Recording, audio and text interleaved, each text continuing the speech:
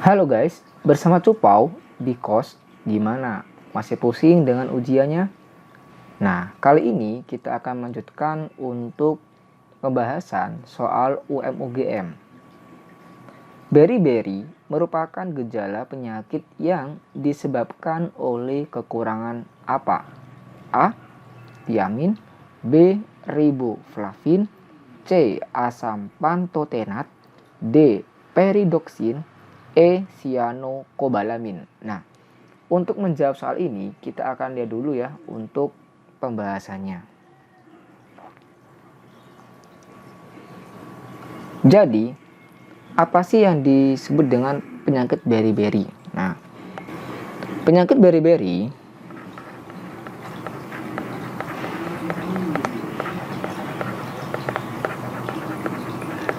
ini merupakan penyakit yang disebabkan oleh kekurangan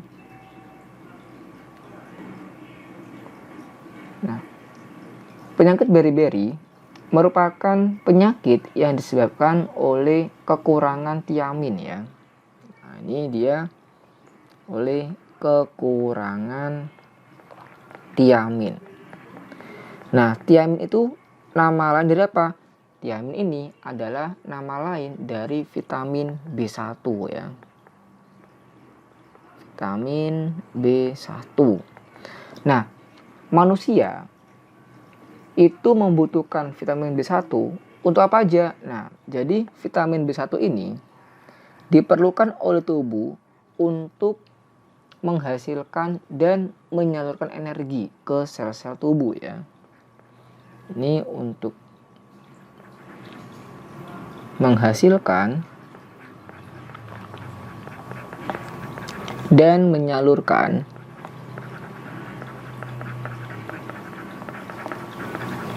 energi ke sel-sel tubuh. Sel-sel tubuh ya. Sehingga bila mana kadar vitamin B1 ini rendah pada tubuh, maka akan timbul masalah. Kenapa? Ya timbul masalah sebab di situ tubuh kekurangan energi gitu ya. Di sini ketika dia kekurangan tiamin, maka ini akan timbul masalah. Nah, timbul masalahnya ini dampaknya yang paling besar itu bisa kita lihat pada jantung ya. Pada jantung, kemudian pada peredaran darah ya, pastinya ini sangat berhubungan. Kemudian pada sistem syaraf.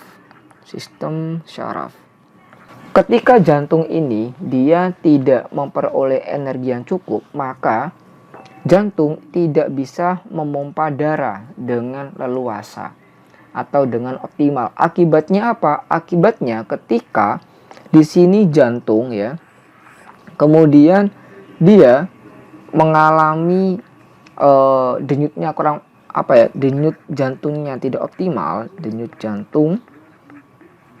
tidak optimal, maka ini akan berdampak pada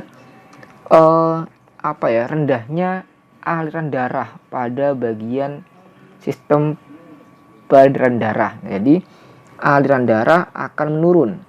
Nah, ketika aliran darah ini menurun, akibatnya apa?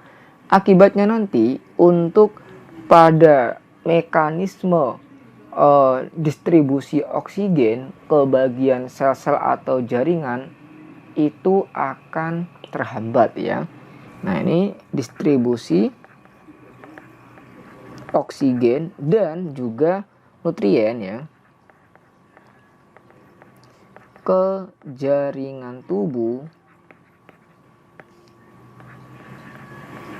terhambat. Nah, ketika suatu jaringan tubuh dia kekurangan oksigen atau nutrien, maka nanti pertumbuhannya tidak optimal atau akan mengalami kematian seperti itu. Nah, kemudian apa hubungannya dengan bagian sistem syaraf? Nah, jadi pada sistem syaraf ini ya kan, ini akan membutuhkan apa? Membutuhkan paling banyak energi, paling banyak ATP gitu kan ya.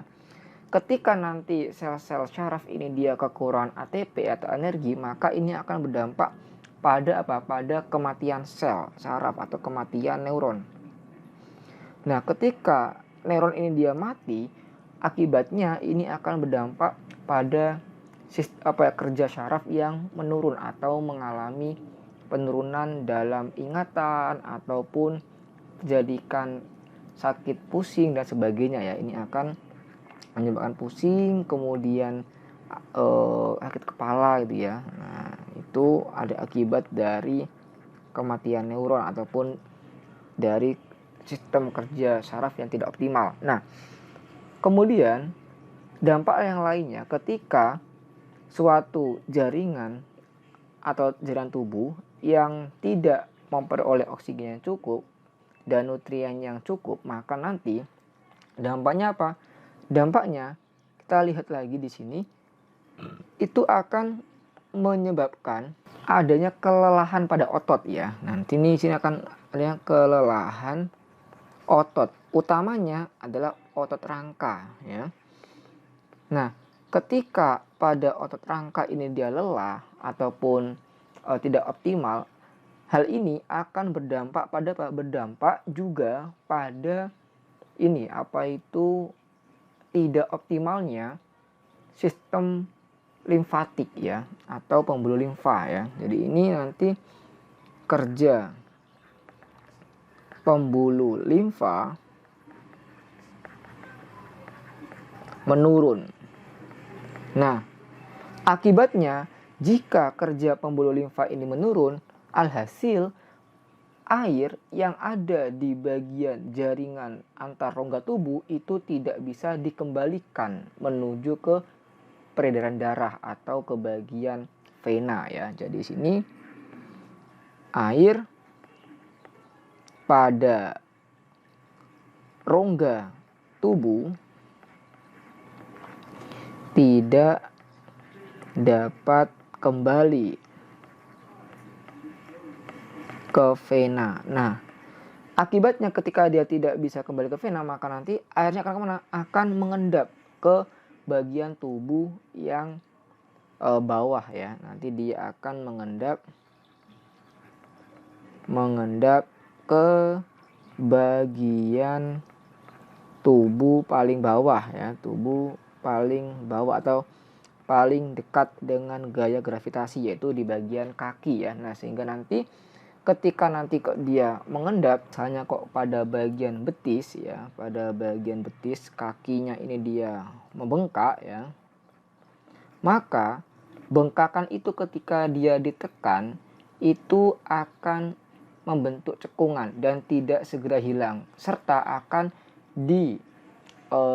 disertai dengan adanya rasa sakit gitu ya. Nah, itu untuk mengetahui apakah orang tersebut kena penyakit beriberi atau tidak, seperti itu. Nah, oke, itu ya untuk pembahasan yang mengenai tentang beriberi. Kemudian apa untuk pencegahannya? Jadi pada kasus dari penyakit beriberi ini ya, itu dapat dicegah. Nah, ini dia dapat dicegah dengan cara apa? Dapat dicegah dengan menerapkan pola makan yang seimbang ya. Dengan menerapkan pola makan seimbang dan juga kaya vitamin tentunya. Nah, oke ya, itu aja untuk pengetahuan tentang penyakit beriberi beserta pencegahan sama dampak pada tubuh. Beriberi merupakan gejala penyakit yang disebabkan oleh kekurangan apa? Tentunya dia adalah yang alfa, yaitu tiamin, yang merupakan nama lain dari vitamin B1 ya, vitamin B1. Nah, vitamin B1 itu apa aja golongannya? Golongannya kita bisa lihat pada gambar berikut ini. Nah, di situ untuk golongan makanan yang mengandung banyak vitamin B1 ada telur ya, kemudian ada gandum, kemudian ada kacang-kacangan seperti itu ya. Nah, yang B, riboflavin. Nah, riboflavin itu adalah nama lain dari vitamin B2 ya. Ini vitamin B2. Kemudian ada asam pantotenat. Nah, ini adalah nama lain dari vitamin B5 ya, pentato 5 ya. Kemudian ada peridoksin. Nah, untuk peridoksin ini adalah nama lain dari vitamin B6.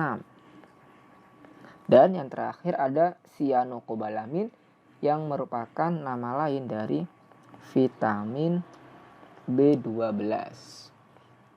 Nah, jadi untuk jawaban di soal kali ini adalah yang alfa.